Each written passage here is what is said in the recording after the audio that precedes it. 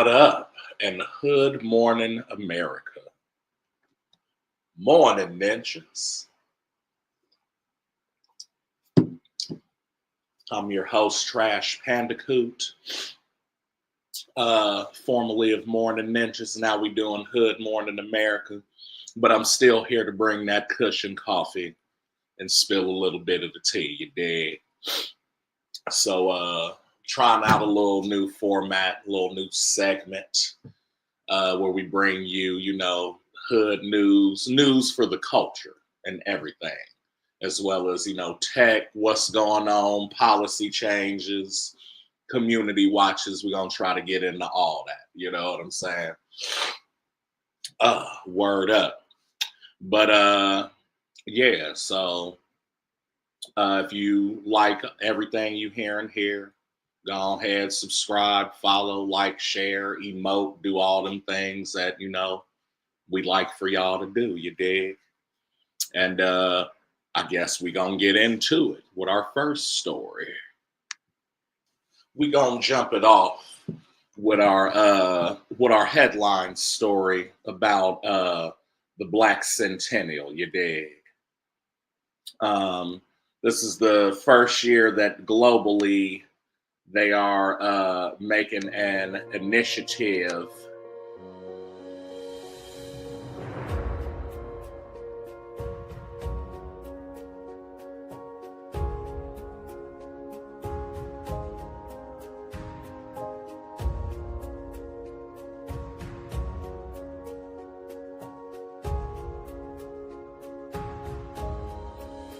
Okay. I didn't even know it was music to this bitch. You feel me? But yeah, Black Centennial going on right now. In 2026, the global community is observing the official centennial of the National Black History commemorations, marking 100 years since the establishment of Negro History Week in 1926. The Association for the Study of African American Life and History, the founding organization, has designated the 26th national theme as a century of Black history commemorations. This theme focuses on the power of remembrance and how these commemorations have transformed Black identity and the status of Black people in the modern world.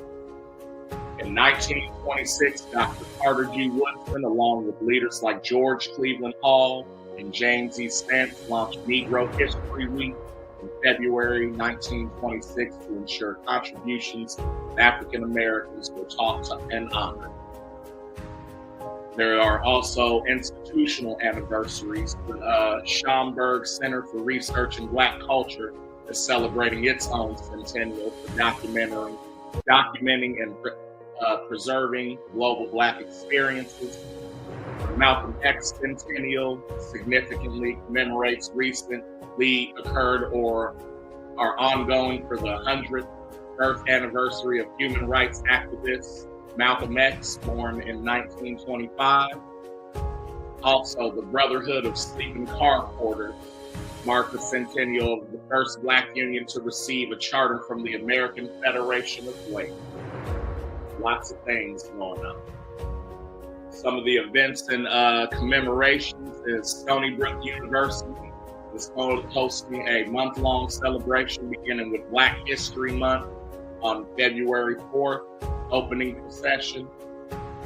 Bowie State University celebrating the spring convocation featuring civil rights attorney Benjamin L. Crump. You feel me? Orlando City Hall is hosting the Centennial Black History Month art exhibition, Reflection and Inspiration, through February and March of this year.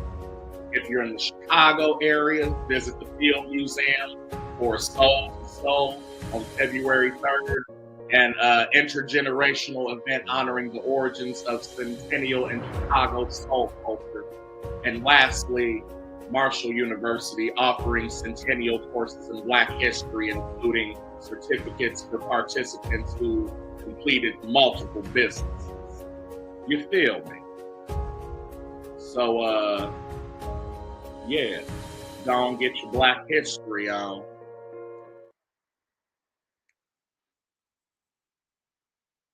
and do your thing. All right. Now, the national significance of this, celebratory centennial of Black history is it coincides with the 250th anniversary of the United States independence. You feel me? But we just got Juneteenth like 2 years ago. The ASALH, or the Association for the Study of African American Life and History, emphasizes that this milestone is critical for ensuring an inclusive and accurate American narrative at the time when historical teaching was often challenged. Current observances courage to the public to move beyond inspiring quotes to support Black institutions and preserve local community stories. You dig? So that's what's going on right now. And so we're going to take a quick break. Shout out to some sponsors, and we'll be right back.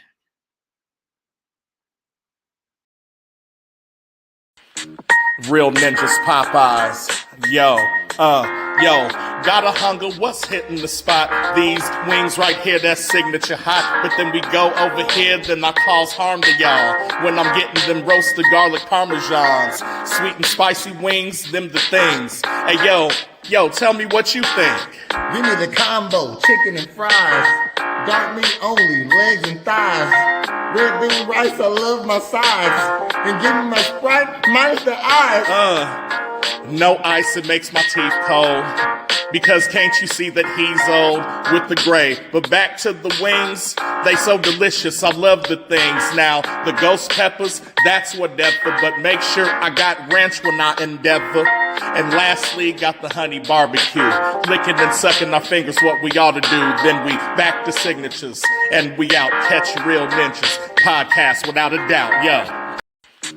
Real Ninjas, Popeyes, yo, got a hunger, what's hitting the spot? These wings right here, that's signature. Yo, technical difficulties, but we back. You know what I'm saying? Coming through with our lead story. You dig? Hold on. Bow. Lead story. Dun, dun, dun, dun, dun, dun, dun, dun, dun. The African American Heritage Initiative. It refers to several distinct programs across the United States dedicated to preserving, documenting, and sharing Black heritage through research, community engagement, and digital archives. Come on now. Let's talk about it, y'all. Now, what we got? Boom. Go here. All right. Now, the key initiatives include the Missouri Historical Society in St. Louis. One of the most prominent programs, the African American History Initiative, focuses on the St. Louis region. It collects artifacts from historic Black neighborhoods like the Ville, Mill Creek Valley, and hosts major annual events, including the MLK Community Celebration and Juneteenth series.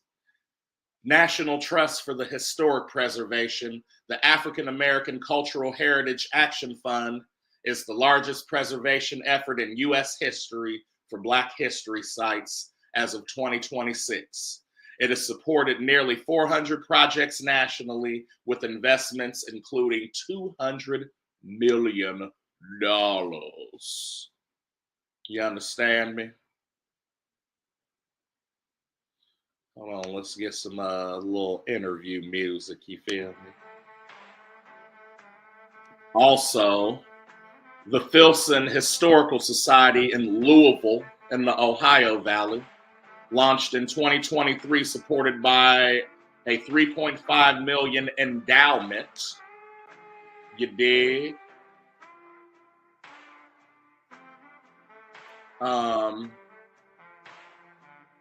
What else here? We got the Getty Research Institute, African American Art History Initiative is a major effort to build a premier archive for African American art, including oral histories and acquisitions of artists' archives. Come on, doing it big. And finally, the National Museum of African American History and Culture, the NMAAHC.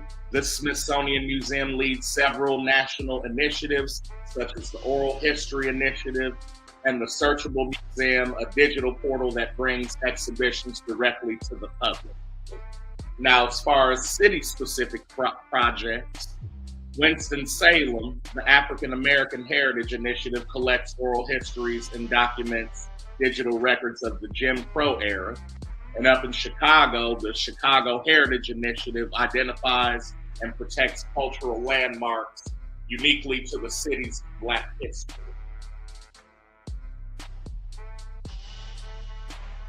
Yeah.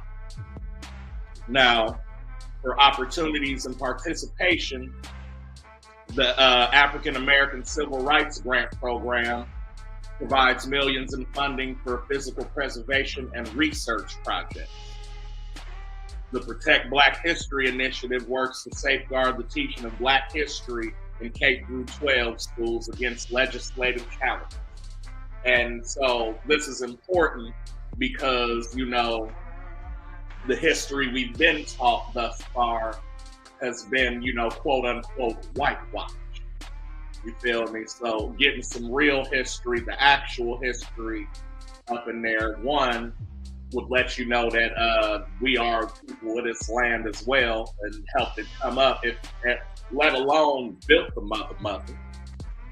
You know what I'm saying? But then we can also, like from once we discover where we've been, we can know where we go.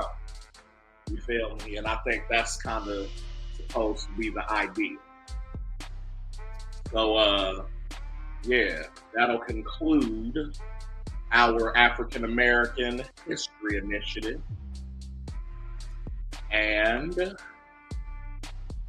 we will be right back.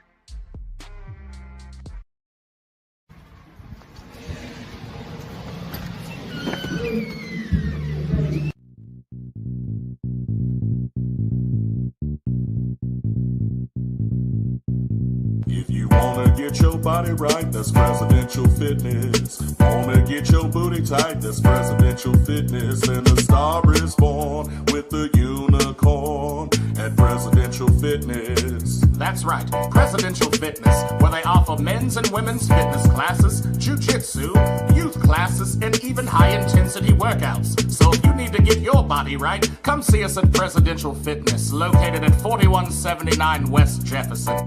If you wanna get your body right, that's Presidential Fitness. Wanna get your booty tight, that's Presidential Fitness. And the star is born with the unicorn at Presidential Fitness and Female Emporium.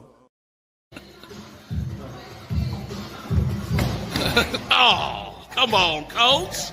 What's up, man?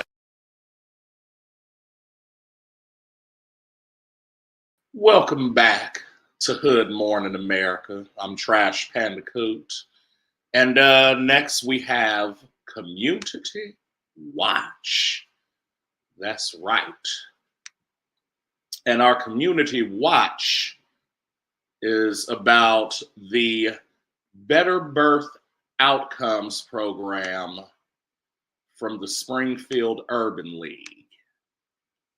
You know what I'm saying? So what that's about is the Springfield Urban League facilitates the Better Birth Outcomes program, an Illinois Department of Human Services initiative designed to reduce maternal and infant mortality and improve overall health outcomes for high-risk pregnant individuals.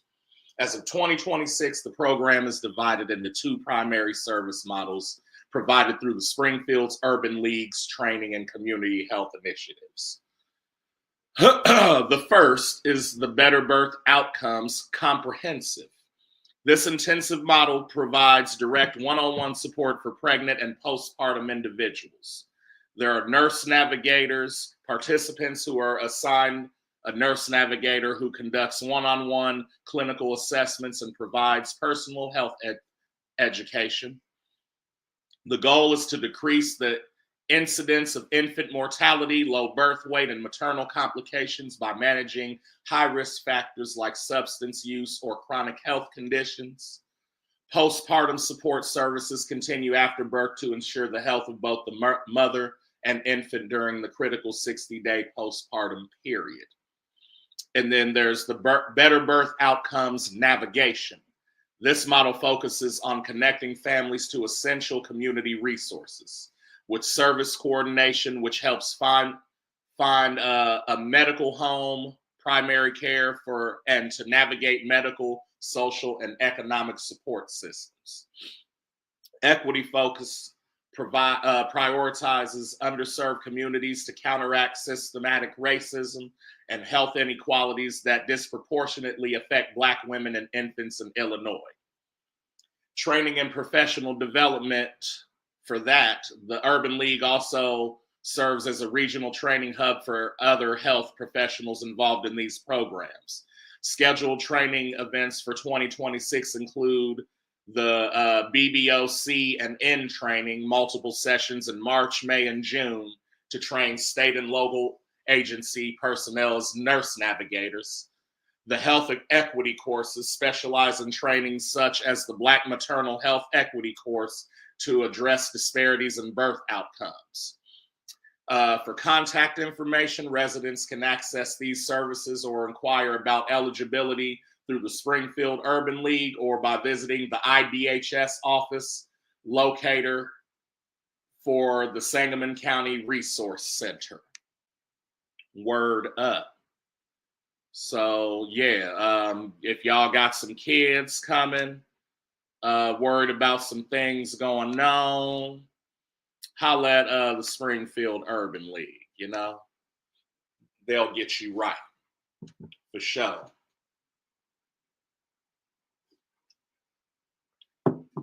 Yes, we be drinking out of measuring cups. Come on now. It's the Black community. I have a website, the Springfield Urban League website here right now. I'm going to pull that up for you. Share it. There you go. Oh, wait a minute. Yep, there we go now. So, yeah. Springfield Urban League, Better Births Outcomes, the programs. It's a day course link, it looks like. All the upcoming events are on there. February 25th, March 11th, April 22nd, May 13th, and June 24th. Looks like some are virtual. You got 2 virtual ones and the rest are in person. There are registration closes for these events, so there's all the information if you want it. Pause the video and get it in. Or just Google Springfield Urban League. It'll get you the same thing. You feel me? Man, Truman's fucking up.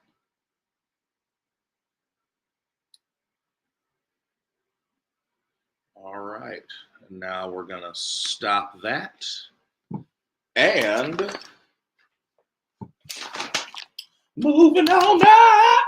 Yeah, I got notes and shit. I'm a little bit professional. Sitting here in my robe this morning. But let us move on.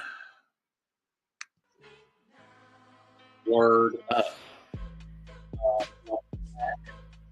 And now we're gonna get into these little budget meetings and whatnot. You know what I'm saying?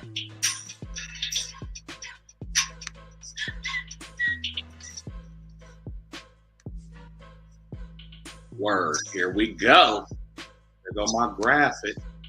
So on 2025 April, the Springfield City Council approved an annual contribution of $250 wow to the Springfield Sangamon Growth Alliance, with a specific 50 grand amendment dedicated to working council focus on development in the underserved East Side and other struggling areas as of July 2025. The SSGA had not yet officially signed the amended agreement. Now, there's an update as of, they approved the funding in 2025. The amendment said that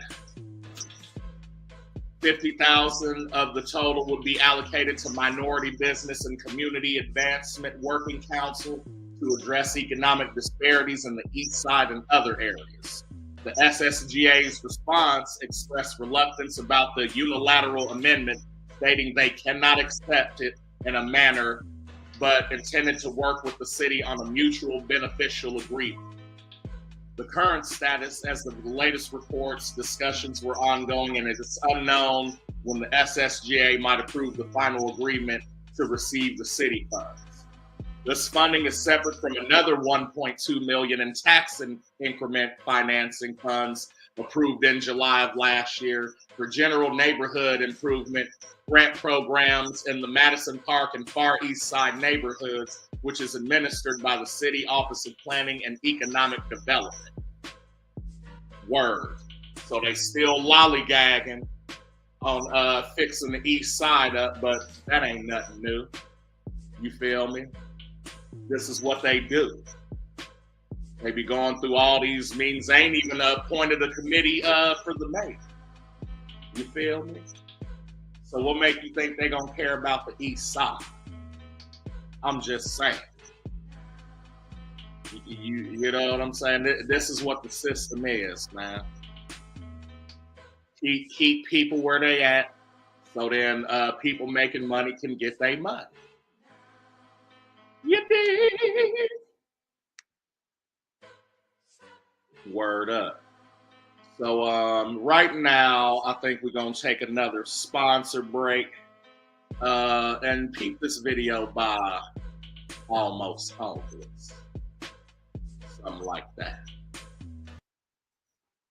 We'll be right back, y'all.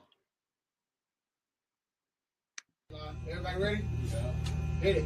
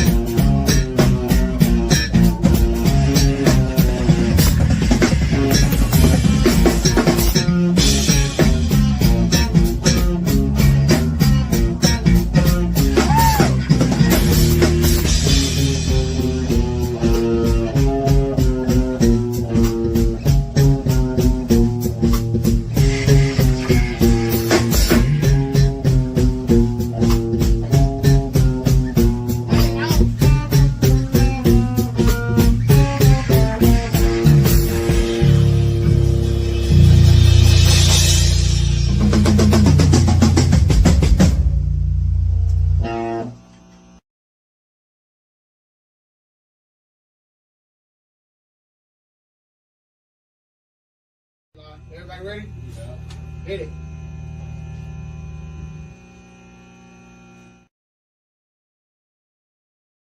That was Almost Homeless with the Barbecue. Shouts out to them. Music available on Apple Music, Spotify, YouTube, all major media outlets. You know what I mean? Go on and check them out. Now, what we finna get into. The Black-owned business service. You feel me? Let's do it. Take it all and do it in the bud by Leon Phelps. Now, what we got here is a little thing called Black-owned Business Sunday Service. Okay?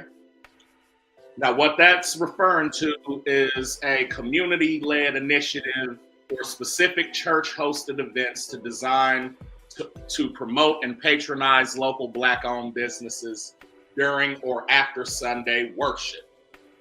You feel me? So real quick before I get into this, like I just learned where the term Sunday's best came from. You feel me? From like when we was slaves and we had that one good outfit to wear to church or to like special occasions, you know what I'm saying? That was like, that's where your Sunday's best came in.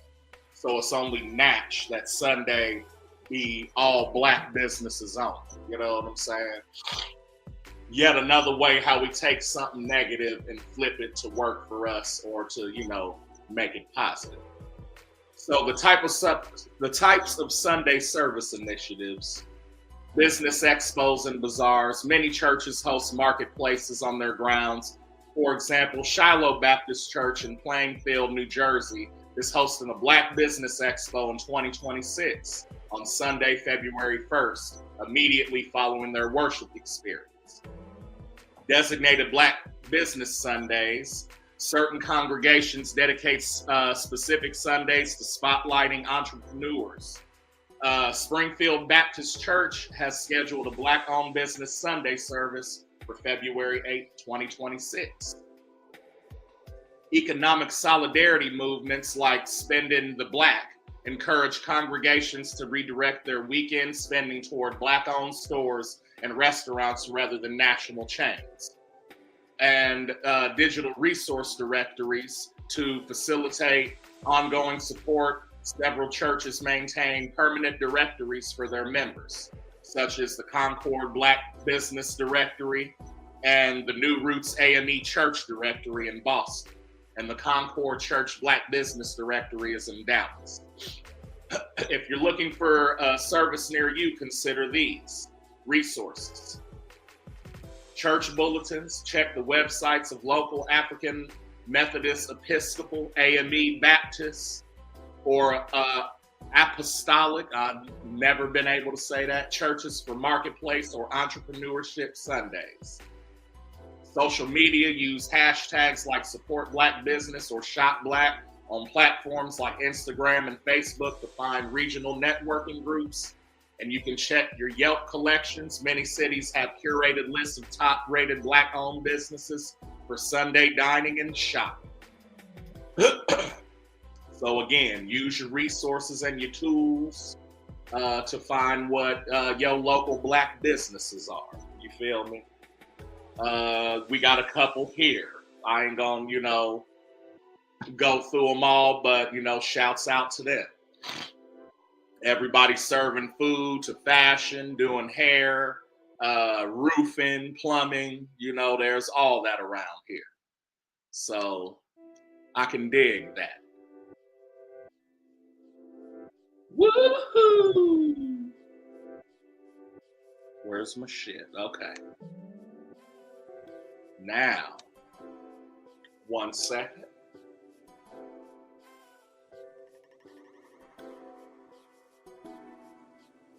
You know, gotta get the board and Toko.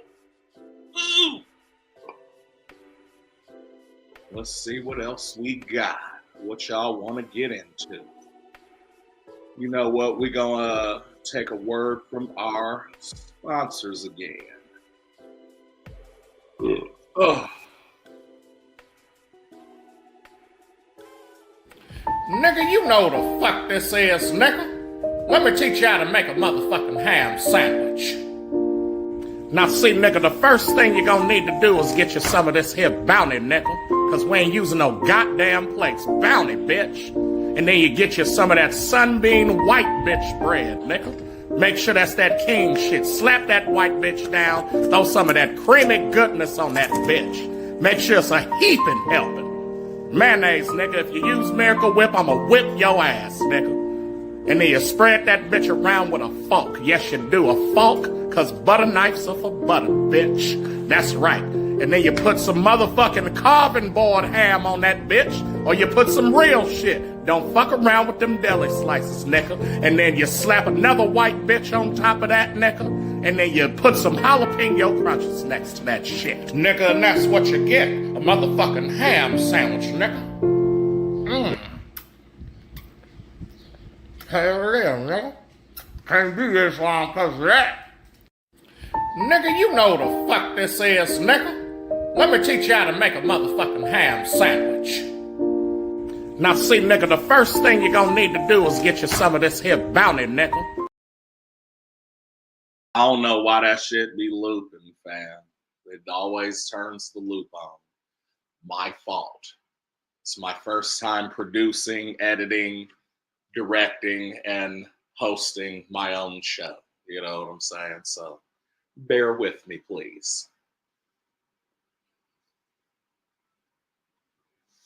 Next topic. What do we have? Oh, we have the PNB exhibit. And yes, all of my images are AI. I don't give a fuck. You feel me? So, an exhibit about the People's National Bank of Springfield was on display at Springfield and Central Illinois African American History Museum in late 2025. I believe it's still going on right now if you want to check it out. The exhibit, created by Mary Francis, director of the nonprofit Untold Histories, focused on the first integrated bank in downstate Illinois. Founded in 1970 by Dr. Edwin A. Lee Sr. and E. Winifred Doc Helm to serve the African American community. The exhibit ran for 2 months starting in September 2025 and featured black and white photos from the 70s, architectural plans and phone directory advertisements, artifacts and newspaper articles, certificates, awards, and letters, and oral histories from key individuals like Edwin A. Lee Jr., Beverly Helm Renfro, John Gray Knoll, and Carmen Turner McCombs. If you want to visit the AAHM, it's located in Springfield at 1440 Monument Ave. The hours are, they're generally open from Tuesday through Saturday from 12 to 4. And it's closed on Sundays and Mondays. Admission is free. If you want more info, visit on the Springfield and Central Illinois African American Museum website, or you can call 217-391-6323. More about the founders of the People's National Bank of Springfield, Dr. Edwin Lee Sr. and E. Winifred Doc Helm. They wanted to help African Americans and other individuals be able to bank as professionals and community leaders in Springfield. Dr. Lee was a trailblazing physician and dedicated community activist. He was the first Black physician admitted to Sangamon County Medical Society in 1949. He became chief of surgical staff at a local hospital and was a strong advocate for establishing the Southern Illinois University School of Medicine in Springfield. He served as president of the Springfield School Board and Springfield Urban League and on the national board of the NAACP, which was founded right here in Springfield, Illinois. The legacy as a special education school in Springfield was renamed Edwin A. Lee School in his honor in 91. Doc E. Winifred Doc Helm was a respected professional photographer and local historian. His photography career, he was the official state of Illinois photographer for nearly 50 years, 1941 to 1992. Chronicling state government and African-American life in Springfield, his extensive collection of over 40,000 negatives is housed in the Illinois State Archives. He earned his name Doc from an early job delivering prescriptions for the local pharmacy, and he was one of few African Americans working in the Capitol complex in the mid-20th century. The P&B role, Helm was instrumental in founding the bank alongside Dr. Lee. They provided leadership and a vision for an institution that became a cornerstone of the African American community in Springfield, operating for decades with the motto, "Where people make the difference." Word up. That's what's up.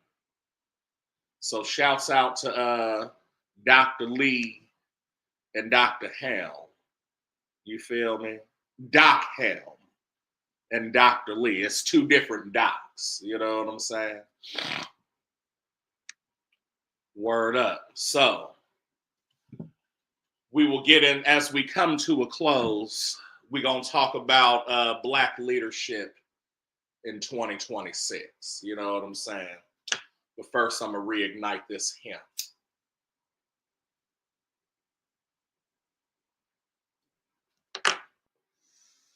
Yes, sir. Let's get some music popping.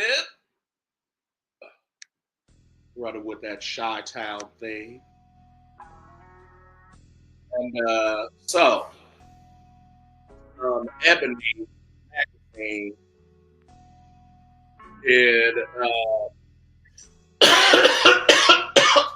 did a little article on where they see Black leadership going in 2026. You feel me? Oh, wrong one. Sorry about that. So, in 2026, Black leadership is characterized by a strategic focus on community-centric models, economic self-reliance, and future-ready professional development. Key initiatives and voices from major organizations like Ebony and Black Enterprise define this landscape. The core themes of leadership, they want to shift beyond DEI. As corporate diversity, equity, and inclusion initiatives face rollback, leaders are prioritizing innovation and cultural relevance to scale independently. Community in service. Leadership is increasingly defined by the responsibility to the collective rather than individual ambition, with a focus on holistic wellness and emotional intelligence. They basically saying, get your mind right,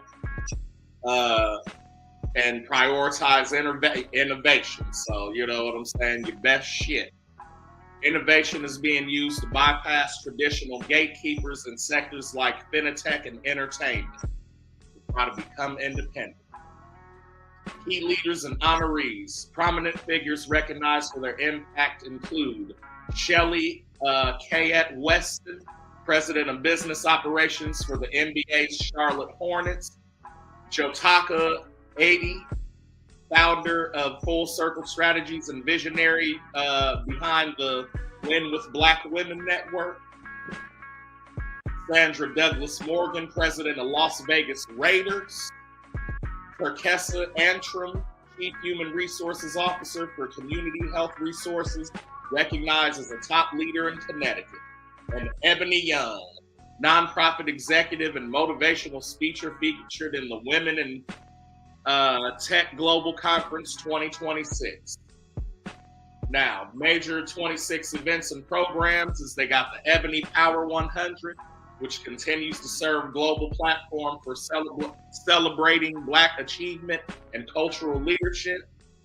Black Women Leading Live, a retreat in Myrtle Beach in May, focused on head work and heart work for future-ready leaders. Head work being tactical skills, heart work being emotional wellness. Black is Tech Conference, scheduled for April 20th through 24th, features thought leaders with Ebony Beckwith, and the NABJ Leadership Academy announces its 26th cohort, including editors and directors from CNN, Bloomberg, and Axios. Black History Month 2026. The global theme is a century of Black commemorations marking 100 years of organized observances, as our first story said. Ebony McKinney Arts and Leadership Award, $20,000 grant honoring cultural workers in San Francisco during February 2016. So this is what we're projecting that 26 be about. Again, going beyond DEI, prioritizing innovation, community and service, holistic wellness and emotional intelligence, economic independence. You know what I'm saying? So basically, once again, we're trying to gun for having all of our own stuff, which we know is the battle that's going on due to the current system at play, without getting too deep into it. You know what I'm saying? But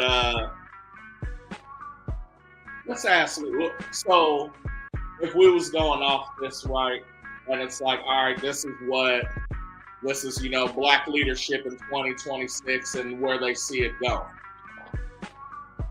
So let's say, like, trying to keep an eye on my time. Okay, I got a little bit. So let's holler at, okay, to do this, what challenges do Black leaders face? Because again, if this is what we're trying to do, then we got to know what we up against, right? So Black leaders face a complex set of systemic, professional, and personal challenges characterized by a shift in corporate priorities and persistent structural inequities. So you want to dive into it real quick. Let's go right before we begin.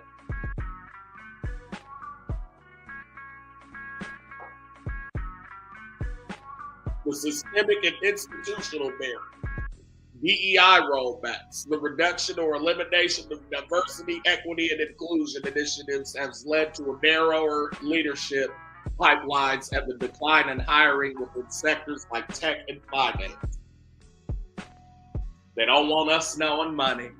They don't want us knowing technology. They don't want us knowing like structure and shit, infrastructure. You feel me? The glass cliff. Black leaders are disproportionately appointed to leadership roles during times of strategic crisis or organizational change, setting them up for higher risk of perceived failure and scapegoat. So hey, we'll put him, you know what I'm saying? We'll make Obama president, and then when everything don't go right, we can blame that it was the Black president. Like, that ain't happened though. Funding disparities. Black-led nonprofits and businesses continue to face an enormous capital gap. Organizations with Black CEOs often receive less funding and face more complex, burdensome application process than those with white counterparts. I ain't gotta say nothing. That sounds like redlining to me. You know what I'm saying? Economic disparity. 26 Black unemployment rates have remained significantly higher than the national average. For example, 7.5 in some regions versus 4.4 overall %. Increasing the pressure on leaders to drive community economic stability. Now, those were all the systemic and institutional barriers. The professional and workplace challenges are contested authority. Research shows black leaders are roughly 23% less likely to have their authority respected. This manifests through bullying up, where subordinates bypass their black managers to seek validation from white superiors. I mean, when you don't see us as human, this is what happens. You know what I'm saying? The authenticity tension. Many leaders feel pressure to code switch or temper their enthusiasm, as natural passion is often misinterpreted as aggression or lack of professionalism. I say that all the time. We just laugh and we feel the shit we say. You know what I'm saying? Scarcity of sponsorship. While mentorship is common, a lack of influential sponsorship. Leaders using their own power to open doors and protect trajectories remains a major barrier to C-suite advancement. And there's a C-suite, so I'm guessing that means color. Unfair scrutiny. Black leaders, particularly women, often face a double standard where they are held to higher performance requirements while receiving less credit for achievements. Dang. Health and personal impact. Disproportionate burnout. Approximately 80% of black women in leadership report feeling burned out, driven by job insecurity and the mental tax of navigating predominantly white spaces. A staggering 90% of black women leaders in the nonprofit sector report detrimental health effects, including chronic stress, fatigue, elevated blood pressure due to the mounting barriers of their roles. We've been saying it. And the psychological safety. Less than half of black workers feel their company encourages open dialogue around mental health compared to a much larger confidence levels among other demographic groups, which is crazy. And then you can't even like talk to a motherfucker about anything because so like how women, so if you're in a relationship with a woman, right, as a man, and you try to be like, hey babe, I see something about this and I want to correct it. And then they want to like change the subject because the shit makes them feel bad. That's what it feels like a majority of white people do. It's because you want to eat, because, and it's crazy that we got to like prove like something to people who have yet to prove anything, is what it seems like. So you want to deem us inhumane, but y'all motherfuckers eat other humans and have sex with animals and colonize everything. You know what I mean? Which is crazy. But then, like, okay, like even taking slavery and after that, right? Which we're definitely after that. It's still the same thinking. You know what I'm saying? Like, I don't know. I ain't trying to like get too deep into it, but the shit is crazy that you can't. It feels like as a black person you can't express nothing without it being your fault. You know what I mean? Like the whole reason they trying to take slavery and like real history out of the Smithsonian is because it makes them feel bad. It makes everybody feel bad. And if you feel bad, that's the right direction. Have you ever been to the Civil Rights Museum in Memphis, fam? First of all, if you haven't, it's the place where Martin Luther King was assassinated. Literally, it's a fucking crime scene that they turned into a fucking museum about the shit, the exact shit that led up to the crime. And everybody that goes there leaves there, except if you was them the Proud Boys or whoever it was that went in there and tried to celebrate. Y'all need y'all ass whooped. But it don't matter. Black, white, Mexican, Asian, Honduran, Sri Lankan, it don't matter, fam. Go to that museum and really like take that shit for what it is. I've been dozens of times, fam. And each time it don't get better. Because the shit's fucked up. And like so say what the fuck you will, and you can say that you have compassion, but if you be directly benefiting off this shit and not trying to educate your peers or do none of that shit, nigga, like, the fuck are we talking about? You know what I'm saying? So, with that being said, the closing quote today is history is not what just happened. It's what we do today. It's a lot of similarities and disparages. I don't even know if I use that right, but it's hood news, so it don't matter. You know what I'm saying? But it's a lot of stuff that's going on today that was going on back then. And yeah, we need to get it right. That's it. So that's our time here. If you mess with this, go on, like, follow, share on Facebook, YouTube. I'm gonna try to get on Switch. Support all of your local Black businesses. If you're in the Springfield area, that's everything on South 11th. And you know what I'm saying? I'm gonna try to see you in another week with some new Black news and keep it popping. You feel me?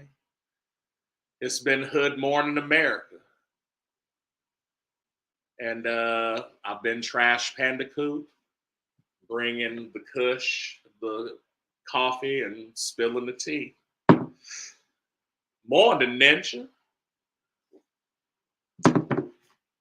Holla.